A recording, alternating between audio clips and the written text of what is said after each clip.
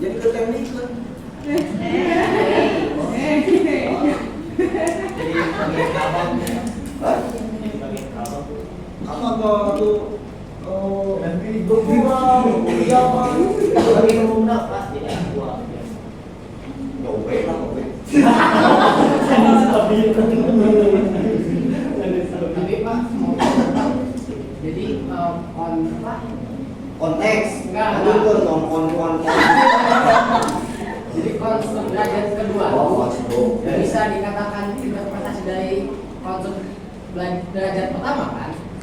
Iya, dalam artian tadi Ridwan bilang bahwasannya mahasiswa itu nggak tahu harus mencari referensi dan juga nggak tahu harus yang lain. Makanya Ridwan tadi bilang berarti dia kebingungan gitu kan? Interpretasinya teh. Makanya Ridwan bingung kenapa Ridwan salah gitu jawabannya itu kan? Nggak salah, karena bukan konseptual, teoritis, dan akademis. Kalau cuma kebingungan itu balik lagi ke konstruk derajat pertama. Ke sini. Nah, mana ya ada bingung.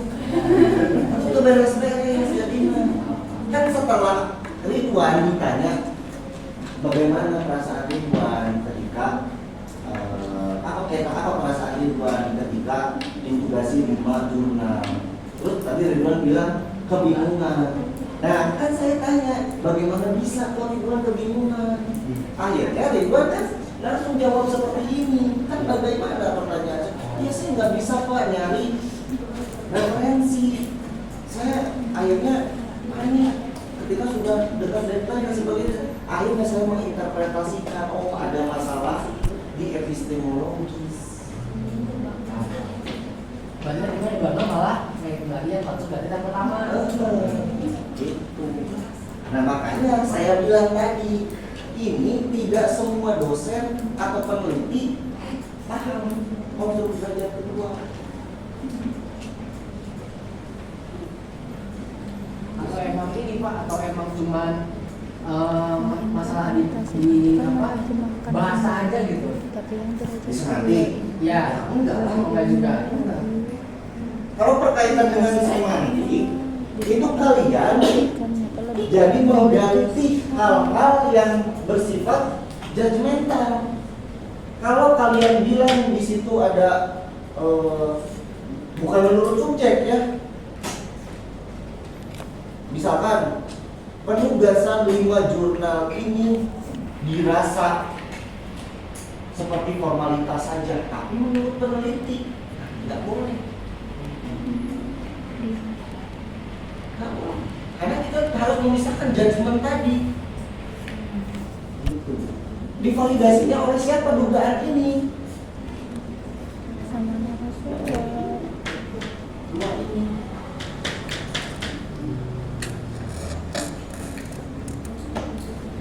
Jadi biasa dalam menulis penelitian ini kita sebagai peneliti, bukan sebagai penilai, bukan sebagai juri.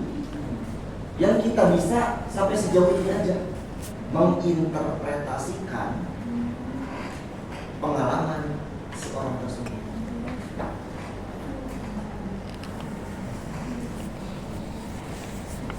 Ya. Dalam etnografi yang saya lakukan, konstruk derajat kedua yang saya temukan adalah idiom, kadrun, cebong, dan sebagainya. Ya, itu diasosiasikan kadrun sebagai pendukung Prabowo Subianto. Ini kan konteksnya 2014 dan 2019. Sedangkan cebong adalah para pendukung Jokowi. Untuk derajat kedua. Jadi ketika saya tanya si narasumber itu dengan jelas mereka menyebutkan enggak, memang para kampret begitu, udah para kadrun begitu, para cebong gitu. Ya, ubah tuh masuk derajat keduanya jadi.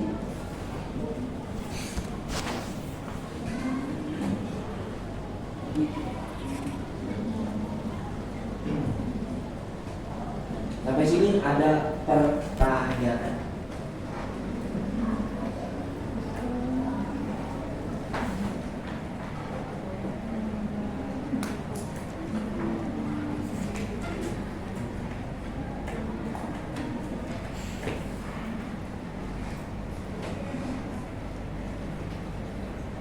perhatian materi mata.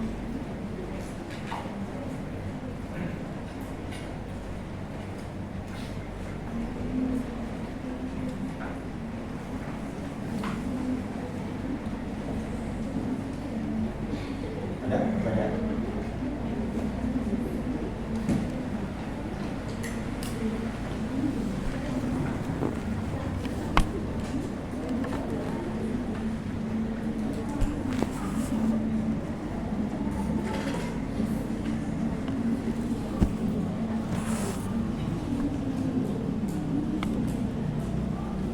Ada kebingungan nggak?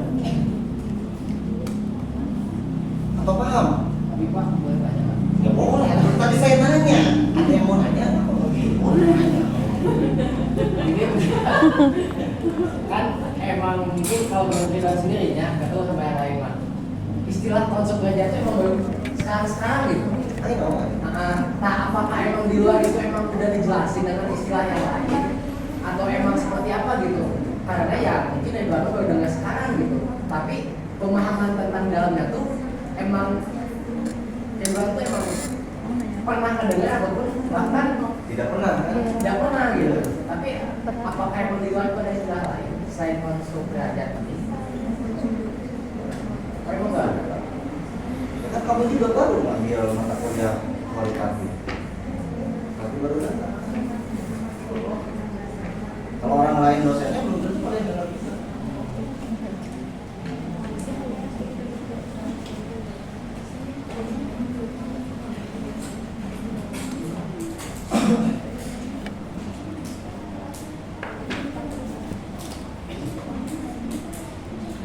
Ada?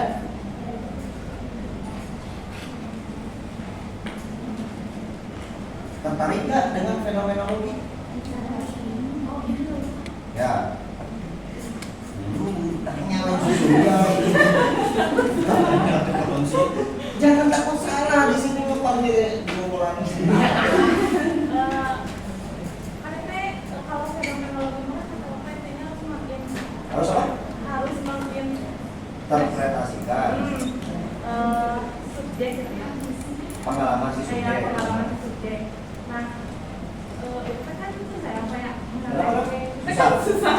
Oke. Banyak saya dari Oke. kita harus susun kabarnya apalagi harus ada konstruk derajat kedua gitu.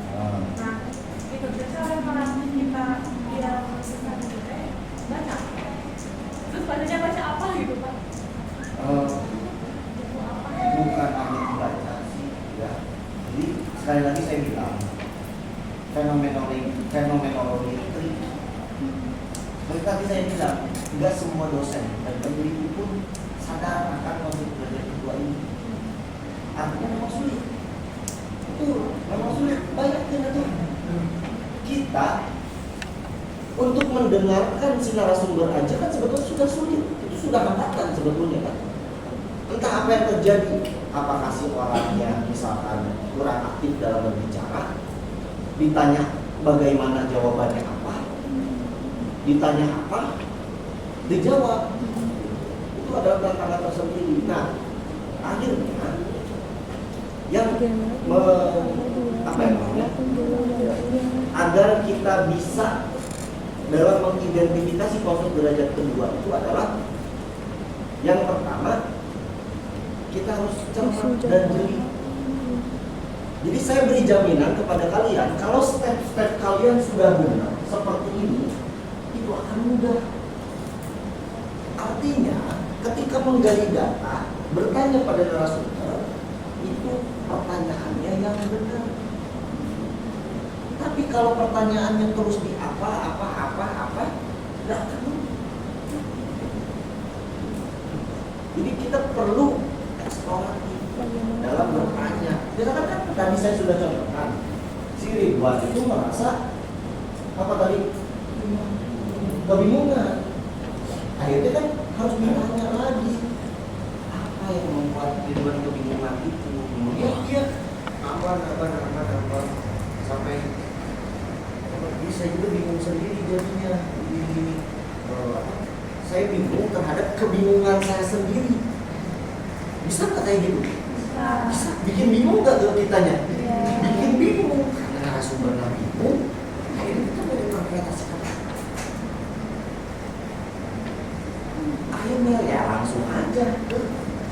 ada masalah epistemologis nih.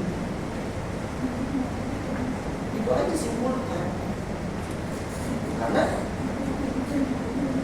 kalau kebingungan berarti kebingungan soal apa dulu? Kalau kebingungan dalam mengakses informasi berarti epistemologis. Kalau kebingungan harus melakukan apa? Berarti ontologis. Kalau kebingungan harus nulis apa? Itu di aksiologis.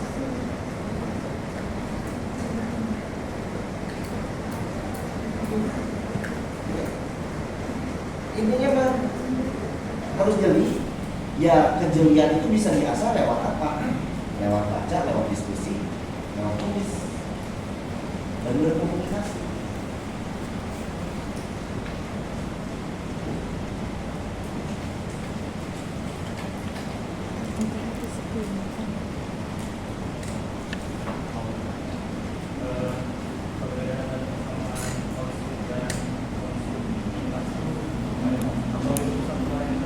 Beda. Konstruktivis itu paradigma.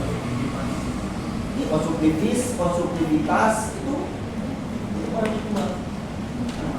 Ini kan konstruksi. Ya sama dari konstruk sebetulnya apa yang dibangun. Ya. Nah kalau fenomenologi itu kalian juga nanti akan menentukan paradigma apa yang dipakai. Apakah konstruktivis atau apa satu lagi? Atau kritis. Ada cuma dua itu.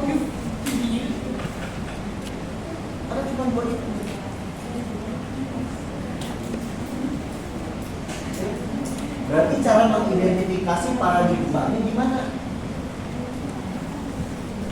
Apakah itu konstruktivis atau kritis? Ayo, yang sudah khatam teori kritis atau so? Cuk yang lulus mata kuliah teori kritis. Semua lulus kan? Semua lulus? Lulus? Berarti kalian harus bertanggung jawabkan si lulusan teori kritis itu dengan bagaimana cara kalian mengidentifikasi teori kritis itu.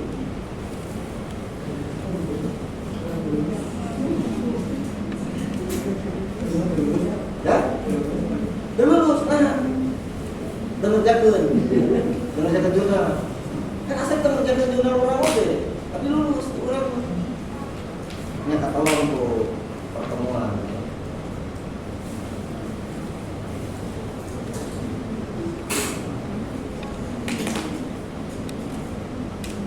Gimana cara mengidentifikasinya?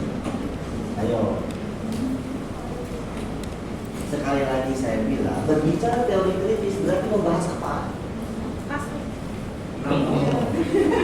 Berarti membahas? Hah?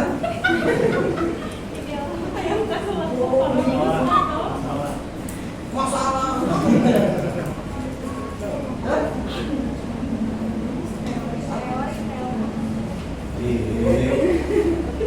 Bukan satu kayaknya.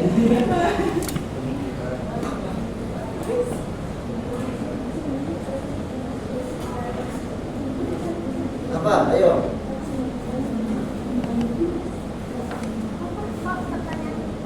Iya, bagaimana cara kalian mengidentifikasi kalau itu pakai teori kritis?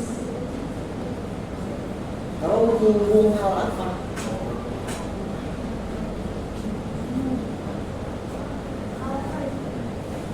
So, jangan ragu salah.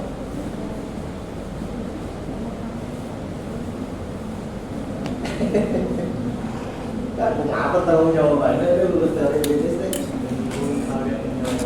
Kau yang nyeleweng. Oh, itu bahkan apa? Akan cize sa kelewengan. Hah? Kuasaan? Benar kan? Membongkar hal-hal yang tersembunyi. Bongkar hal yang tersembunyi.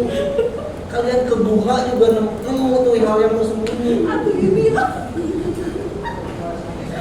Itu catatan nanti. Saya pengen tahu itu catatan apa.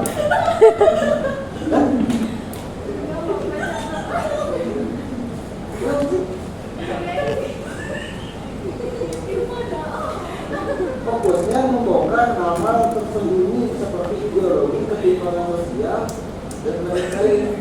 Ambil Pak Riza. Berarti Anda mengamati juga mengkritisi itu kata siapa? Kata siapa? Kata saya bukan? Nah, ini Anda kualitatif. Oh, enggak, kenapa setelah pelajari paradigma pengayalan Itu ngayal. udah tahu kerja dari Terus dapat ini dapat dari mana? itu dapat dari Dari YouTube. Siapa yang ngomongnya? Dosen. Terus menurut kamu benar nggak itu? enggak Hah? Benar nggak?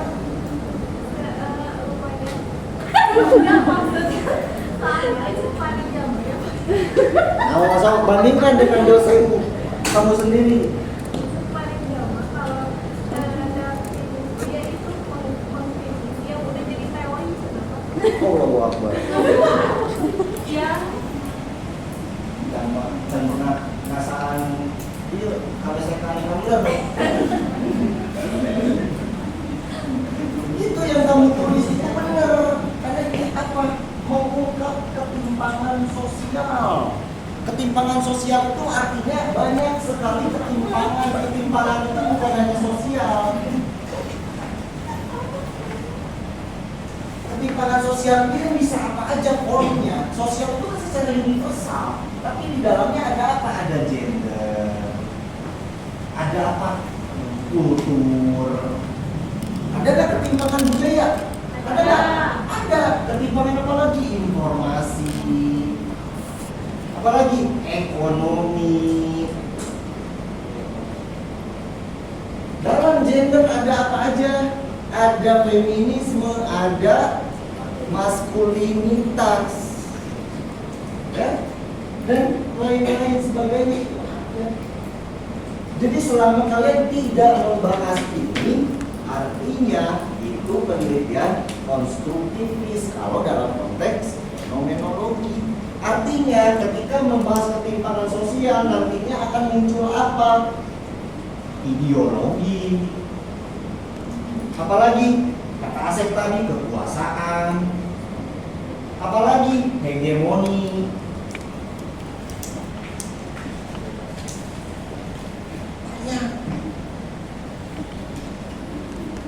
Termasuk postmodernisme, termasuk dekonstruksi. Ya.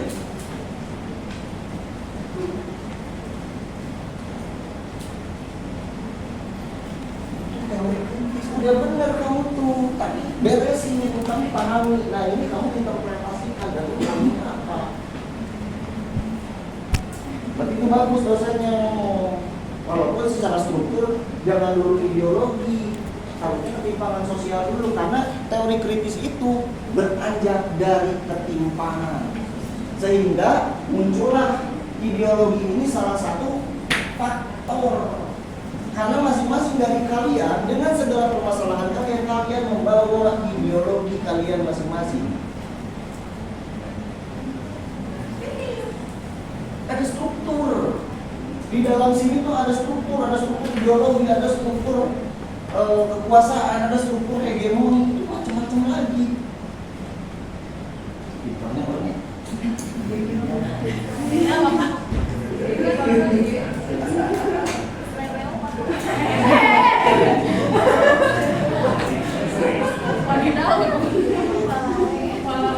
Nah, selama kalian tidak membahas ini, artinya konstruktivis itu paradigma. Nah, paradigma ini yang akan menentukan. Ini bukan teori kritis itu mengkritisi teori yang sudah ada, bukan. Tapi mengungkap timpangan-timpangan itu.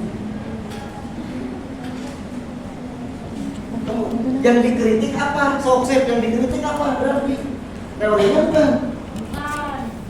Bukan. Apa? Ya itu. Apa yang terjadi di dalam kehidupan sosial itu yang dikritik. kok sampai ada ketimpangan gender?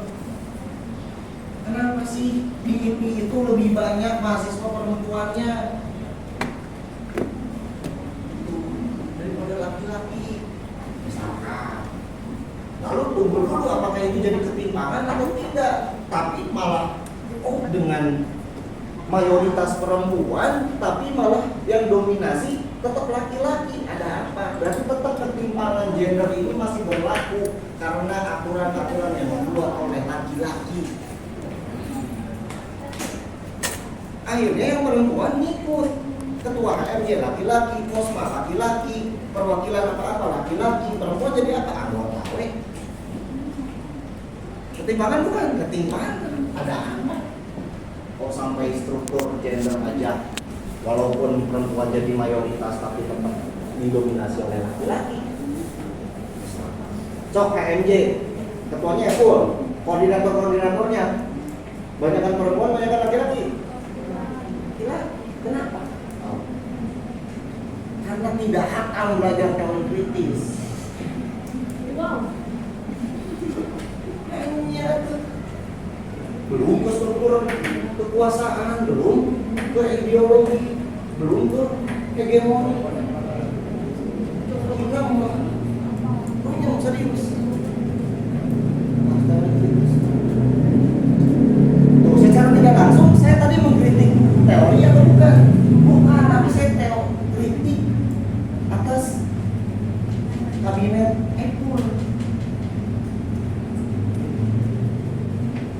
Struktur yang terjadi. Kalau mau jauh lihat pimpinan Fakultas Adat dan Humaniora dari dekan, wakil, kajur, sekjur, perempuannya berapa? 1. Oh. Kenapa? Itu aja. Kenapa nggak boleh perempuan? Legitimasinya apa? Ayat suci Al-Quran misalkan. Itu juga bisa dibedah, artinya ada struktur ideologi dan hegemoni itu yang menjadikan justifikasi bahwa pemimpin itu harus laki-laki.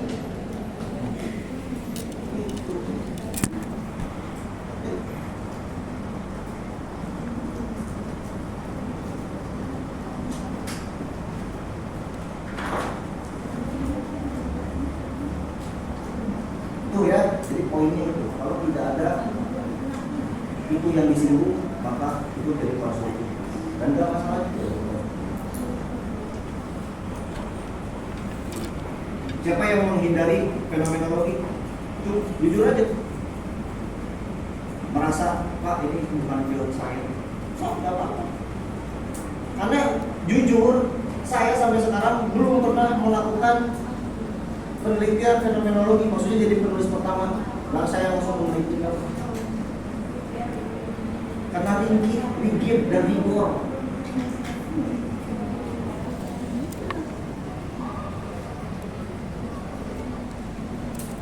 Ada nggak yang merasa bahwa Pak ini bukan field saya? Ada nggak? Atau belum tahu? Atau belum nyoba? Semuanya bukan.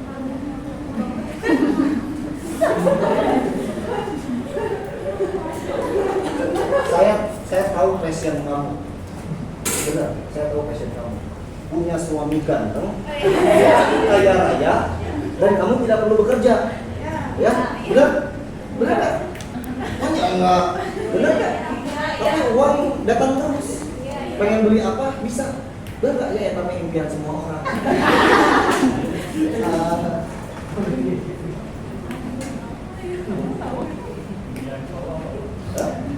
Ya sarua tuh, kurang mau ditanya Pak Irfan pengennya gimana hidup ideal itu? Punya istri cantik, kaya, saya tidak perlu kerja, tidak perlu mengerjakan pekerjaan rumah, pengen apapun bisa. Ideal bisa.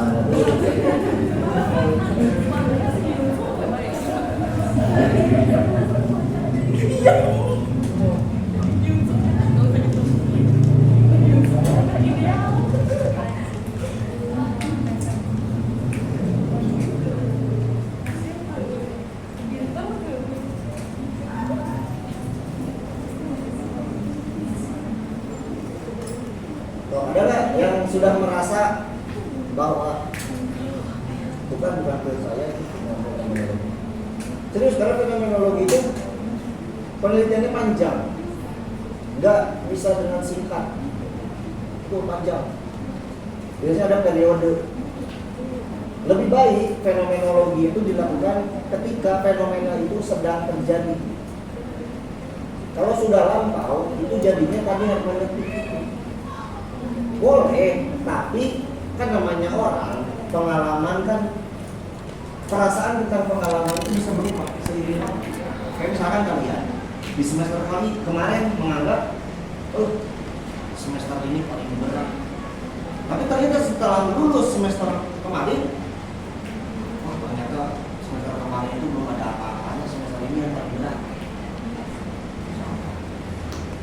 Nah itu jadi tidak valid lagi ketika nanti menginjak semester 6, 7 dan berasa skripsi. Nah itu jadi tidak valid lagi ketika nanti udah lulus, jadi gampang kuliah teh, lebih kesean kerja,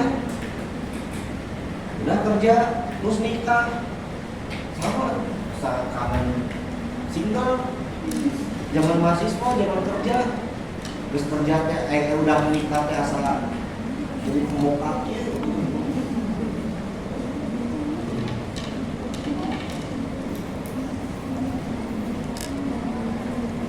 Makanya yang sedang terjadi, yang sedang dilakukan itu bagus.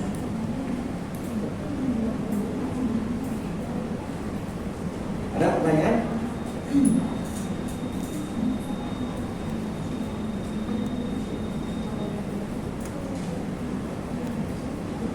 Yuk.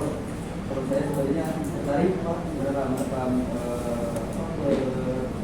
metode ini, tapi Nusulina itu emang pas baca buku lagi ya beberapa mata terus pusing bisa gitu kepala gitu. Tapi yang menariknya itu ternyata fenomenologi itu bisa apa ya? Jika fenomena ini udah marak, terus misalnya terjadinya berulang-ulang, terus kita ngebedah gitu, itu bisa jadi hal baru besar dengan saya contohnya. Kalau sekarang mah fenomena yang lagi apa ya, diamati dan menarik itu ini Pak, persoalan osjur.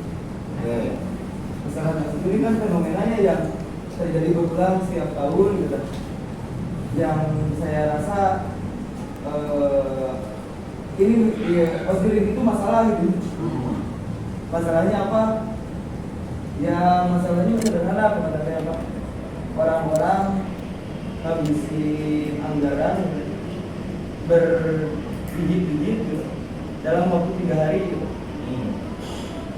Terus ini ngerincin fenomenanya kita habis itu apa? Mereka ngomongnya mah, wah kegiatan itu diadain buat mendidik, buat ngomongin solidaritas angkatan, bla bla bla, bacot.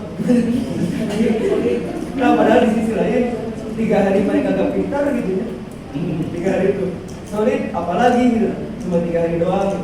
Ya contohnya ketika semester depannya ada yang mau jadi UKT, siapa angkatannya yang mau nolongi gitu. Sementara di beberapa bulan sebelumnya mereka tuh ngabisin uang besar gitu. Kayak ini juga kan, ini kan PDH tuh jadi gara-gara osjur kan PDH itu. Ya. Ada PDH tak. Lihat ya tuh. Ini ya hal-hal yang seragam kayak gitu tuh jadi apa ya? Kenapa hal ini bisa jadi rame gitu tadi kampus? Padahal kalau diomongin rasional mah ya sangat gak rasional gitu kan. Kalau hitungan saya mah ngomong identitas, ya sejak kapan identitas cuma sebatas prosedur sama baju doang gitu. Ya kan orang juga kalau pakai baju pendeta kayak pendeta gitu. Begitu gak sesimpel itu gitu identitas. Jadi kalau meruntut kan Pak kadang enaknya fenomenologi itu kita asik menduganya itu bisa kemana-mana gitu ya. Kayak osjur ya dugaan sementaranya itu gara-gara ini sih Pak, anak-anak itu nggak punya apa ya, gak punya keberanian untuk melihat realitas, ya, terus mereka tuh FOMO gitu. Katanya yang lain ada gitu. Masa kita enggak ya, terus kenapa kalau gak ada gitu? Terus kan maksudnya IPI itu sangat baru dan sebenarnya bisa seenaknya gitu ya. Yang sesuai kesepakatan teman-teman aja mumpung masih sedikitan gitu. Terus apa, gak ada senior juga kan kalau di jurusan mah agak repot kan. Ada senior lah yang mengarahi dan lain-lain. Enaknya IPI itu gak ada, gak bakalan ada gitu. Jadi bisa sebebas-bebasnya gitu. Nah, ya hal yang seperti ini gitu Pak yang kenapa fenomena ini jadi menarik kan, jadi kita bisa bikin interpretasi lain mengenai fenomena keseharian yang sangat biasa gitu, yang orang lain itu anggap biasa aja gitu. Jadi suka apa suka ini, suka apa ya? Suka ngebayangin sesuatu terus bikin pengertian lain ataupun sudut pandang lain gitu. Sudut pandang lain gimana maksudnya? Ya kalau ketika orang lain itu nganggap mereka identitas, saya rasa kalau dikaji lebih lanjut, identitas itu gak gitu. Terus misalnya Austria itu harus gitu, saya rasa enggak juga gitu. Jadi banyak hal yang apa ya? Yang ya anak-anak tuh rasionalitasnya itu jadi gak tahu ketutup sama apa gitu Pak. Konsumsi sosial. Ada konsumsi sosial, dan kalau mau berusaha diberdaya pakai teori konstruksi, jadi enggak. Padahal kalau jadi itu kan kalau tadi rasionalitas apa argumentasi yang saya berikan itu tadi sepakat juga anak-anak. Jadi maksudnya itu jadi anak-anak itu yang dipakai itu rasionalitasnya, dan ini menarik gitu Pak kayaknya fenomenologi yang eksistensial gitu. Misalnya apa sih yang menggerakkan manusia jadi gitu, apakah rasionalitasnya atau cuma keinginan dirinya bereksistensi di apanya, dia pengen sama kayak orang gitu, cuma masalah ego, cuma masalah selera gitu. Menarik gitu. Menarik itu bisa pakai fenomenologi atau pakai etnografi, atau pakai studi kasus juga bisa. Ya, jadi tergantung pasien mau memposisikan diri sebagai apa. Tapi beranjak dari situ, itu semua anggapan harus disimpan. Jadi jangan meruntuhkan konstruksi yang sudah ada. Kecuali kalau ada temuan bahwa konstruksi sebelumnya ospek itu perpeloncoan, sekarang menjadi makram postur itu. Berarti kan ada dekonstruksi di situ. Boleh itu dibahas, walaupun itu tetap dikritisi bahwa ya akan yang mencari dengan seperti itu. Ya. Terus identitas juga bukan berdasarkan apa yang kita pakai, gitu kan. Yang namanya kita pakai, yang kita kenakan kan bukan entitas. Sedangkan yang melakukan dengan kita kan entitas. Baju itu hanya sebagai apa? Atribut, bukan identitas. Gitu. Berarti lebih ke konsepnya dulu yang Iya. Jadi Aceh walaupun ingin mendekonstruksi ulang, tapi jangan coba-coba melakukan itu ketika sedang meneliti. Itu. Tapi kalau mau dikritisi itu boleh. Bahwa ada pergeseran tuh, osjur itu ospek itu osjur menjadi osjur, dispesifikkan, gitu kan. Bahwa kalau dulu senioritas, perpocoan, sekarang jadi tidak dibalut dengan keakraban, tapi tetap intinya uang keluar. Iya kan? Amburi. Masalahnya itu masalah. Ya, walaupun pada akhirnya itu jadi konsen. Jadi konsen, maksudnya orang ikut. Nah, ada orang yang ikut, kita tanya, kenapa kamu ikut? Saya takut dikucilkan kalau nggak ikut. Bisa nggak gitu? Bisa. Artinya yang begitu di bedah fenomenologi itu apa ya? Bahwa orang itu ya ada yang ada saya ikut temen aja, boleh. Gitu. Ada yang karena takut dikucilkan, ada yang misalkan dia kata senior wajib, ada yang apalah, atau ada doktrin yang misalkan menyebar ya bisa jadi kayak gitu.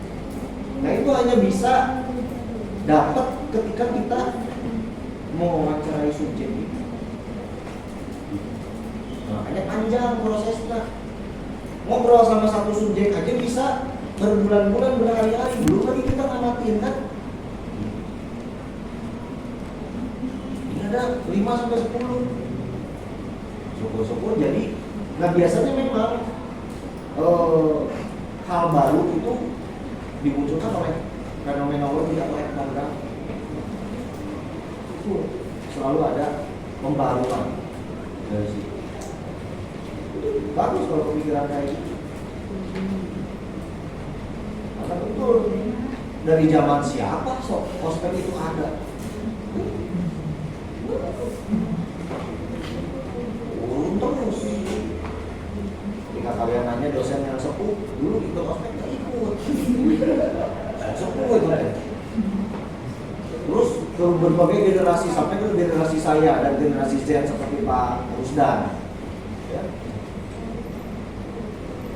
Ikut. Kalian sebagai mahasiswa ikut juga, bahkan yang ikut melanggengkan postur itu sendiri. Nah perlu diungkap juga panitia teh. Kenapa nggak ada yang postur? Kalau misalnya kalau ngadain osjur, itu nggak sih persemannya ngadain itu di persemannya jangan diwajibin osjur, kita nggak akan osjur dari atas. Ini nggak sih di perseman kan ada. Jadi mana diterima di persepsi sama ya hapus. Ada ART. Ada. Wajib postur itu dan wajib diikuti. Ya. Jadi ada yang bermasalah dengan ART. Bisa aja sebetulnya kalau dulu ada perpustakaan di Jawa kan ada. Pertanyaan ini yang saya tahu itu kan ngomongin hukum itu ada landasan filosofis, landasan yuridis sama landasan sosiologis. Nah, ya dari regulasi diwajibkan filosofis ini landasan filosofisnya apa, sosiologisnya apa, sama yuridisnya apa gitu. Ini dari mana gitu? Maksud kalau yuridis kan menimbang dan memperhatikan undang-undang dasar tentang pendidikan tinggi, wah sampai runtut ke SK Rektor gitu. Habis itu ke SK Rektor, statuta kampus. Habis itu yuridis dan sosiologisnya ya itu lihat kenyataannya apakah ini dibutuhkan enggak gitu sama masyarakat yang di jurusan itu atau tidak. Dan ketiganya ngomongin filosofis. Ini dari mana akar filosofisnya gitu harus dicari, dan saya rasa panitia kalau nggak mengerti hal ini sangat-sangat membuang-buang waktu gitu. Ya kan berarti bisa jadi temuan. Ternyata panitia aja nggak tahu. Pedoman ada ART-nya, berarti kan itu bermasalah struktural, artinya ada masalah struktural di situ. Dan di sini ya nggak tahu teman-teman diganti sama apa gitu kan kalau dari itu. Barangkali terjebak sama apa yang dikatain sama tanpa kata gitu. Ya logika mistik kali gitu. Iya, jadi melakukan sesuatu itu karena kebiasaan dari atasnya sudah ada saya mah gitu di bagaimana ya udah weh gitu oke. Konsepnya gitu di tempatnya tadi misalnya gitu ya misalkan kayak gitu. Nah itu juga menarik sebetulnya karena apa itu hal-hal yang relate dengan kalian.